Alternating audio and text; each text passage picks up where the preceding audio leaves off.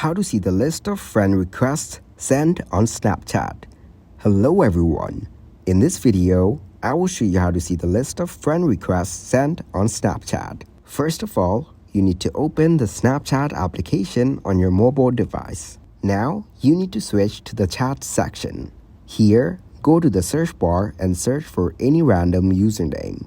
Just to show you, I'm adding a new contact. Once done, tap on this Add Friends icon given on the top. After that, tap on these three dots given on your top right corner. Now, you can see the option of Recently Added by Me and tap to open it. Here, you will find all of the Snapchatters that you have recently added as your friends.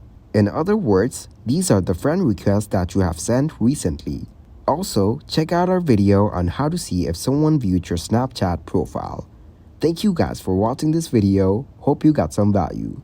Make sure to like the video and subscribe to the channel to get notified for new videos.